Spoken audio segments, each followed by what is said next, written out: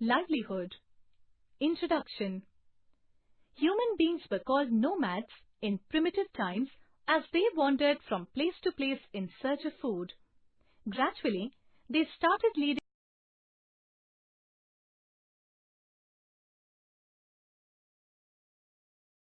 occupations. The method of livelihood to earn a living is called occupation. Means of livelihood differ from each other in rural and urban areas. India is a land of nearly 6 lakh villages. These villages are located in different settings and surroundings. Agriculture or farming is the chief occupation of the people living in villages. Farming is a seasonal activity since crops grow in certain seasons only. Different types of farmers. On the basis of the size of land holding, farmers are classified into 4 types. 1. Big farmers. 2. Medium farmers. 3. Small farmers. 4. Landless farmers. Big farmers. They own big plots of land which are more than 5 hectares in size. They do not work as cultivators as they give land to other farmers on contract and share the produce with them. They also employ landless farmers and pay them either in cash or kind. They use all the modern and improved agricultural machinery and implements. They are quite rich, lead a luxurious life, and compete with the urban rich. Apart from farming, they are engaged in other professions also. Medium farmers. These farmers own a plot of land between 2 to 5 hectares in size.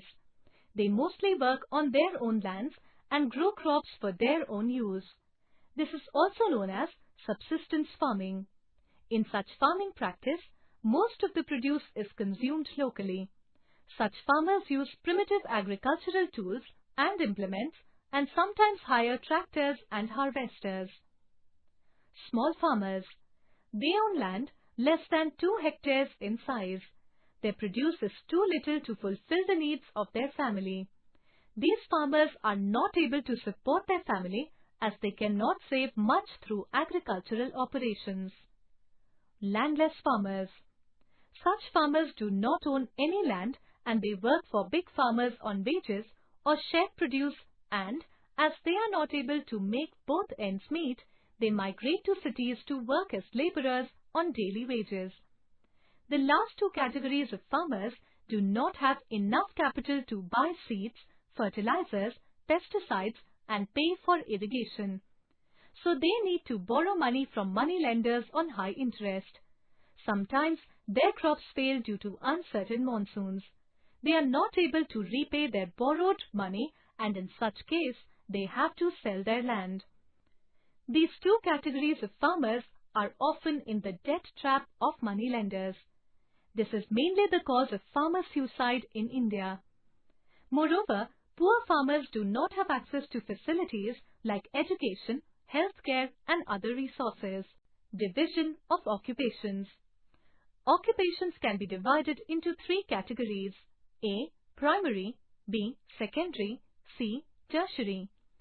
Primary occupations are those which produce products directly from natural resources like agriculture, cattle farming, fishing, etc.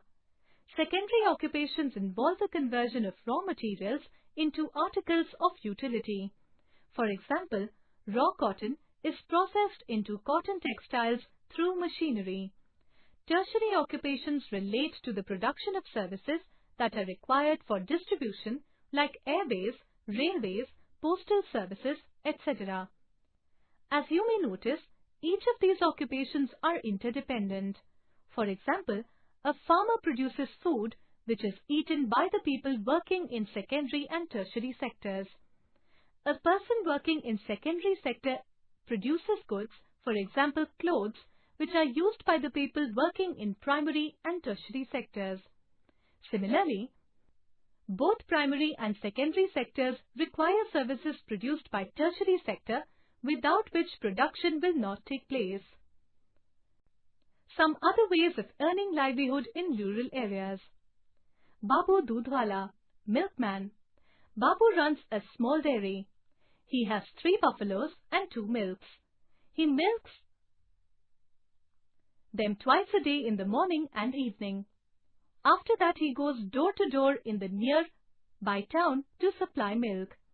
He has some regular customers. He sometimes sells it in local milk cooperatives. In this way, he earns his livelihood and meets all the financial liabilities towards his family. All the members of his family help him in the related work. Like him, many others are there who earn their livelihood by the milkmanship. Muhammad Safi, the Sabziwala, village seller. Muhammad Safi is popularly known as Safi Chacha in his village. He brings fresh vegetables like spinach, onion, potato, brinjal, gourd, bitter gourd, coriander leaves, and many seasonal vegetables from the big sabzi mandi, village market, and sells door to door. By this way, he earns his livelihood for all the financial support to his family. Jacob Falwala, fruit seller. Jacob fulfills the villagers' needs of fruit. He also goes to nearby villages to sell fruits. Thus he makes money and keeps his family happy. Ananya, the Shiksha Mitra, contract teacher. Ananya is a young girl of 24. She is well educated. She did Masters and B.Ed and has also been appointed as teacher on contract basis by the government of Uttar Pradesh. She is dedicated to teaching. In turn, she gets fixed salary. She supports her small farmer parents financially with this salary. Like her, Chitra is nurse in her village and Man Singh is basic health worker, BHW. Thus it can be said that teaching, health provision, etc. are also the ways of earning livelihood in rural areas. Siddha Ghom Chawla, chaat seller. Siddha's chaat is famous not only in his village but also in surrounding villages also. His wife helps him in preparing the aloo tikki, dahi bhalle, vade. With sufficient earning, Siddha and his family is happy. Ashraf Cycle Mistri, cycle mechanic. Cycle is the main means of transportation in villages. Ashraf chose his career as cycle repairer. By repairing cycles in rickshaw, he earns his livelihood. Mukta Didi, a tailor. Due to her sweet behavior, everybody, irrespective of age, caste, religion, calls Mukta as Mukta Didi. She stitches clothes to earn her livelihood. With the above description, it is clear that there are many other sources of livelihood other than farming. Trivia. The Ministry of Rural Infrastructure, Government of India and the Planning Commission of India aim at village industry planning in India and its development through the following: A. Irrigation, B. Roads, C. Housing, D. Water supply, E. Electrification, F. Telecommunication connectivity. Further, they have launched the Bharat Nirman scheme for the development of rural infrastructure. Urban livelihood. Unlike in rural areas, people in urban areas are primarily engaged in secondary and tertiary occupations. Some of the areas of occupation in urban areas are administrative jobs, banking, health, education, construction activities, etc. Since urban areas offer more opportunities of income, there is constant migration from rural to urban areas in search of jobs. Causes of migration. One of the most important causes of migration is the relatively low level of productivity in the agricultural sector. Lack of educational opportunities, medical facilities, unemployment, etc. attracts people from rural to urban areas. Because of this, many landless and agricultural laborers move to urban areas in search of casual work. These migrants generally live in slum areas without electricity and water. Most of the urban poor are employed as casual workers, daily wage earners, domestic servants, and workers in restaurants and as rickshaw pullers. When a person is unable to find a job, he is referred to as unemployed. Regular employment refers to a situation where a person has a regular job throughout the year. People who get regular employment work only for some parts of the year as wage laborers. They are called casual laborers. To generate more employment opportunities, the government has introduced a number of measures such as skill development and self-help groups, industrial training institutions, and loan facilities for starting cottage and small-scale industries. Trivia: over a period of time, cottage industry has developed as a major sector of occupation in Indian villages.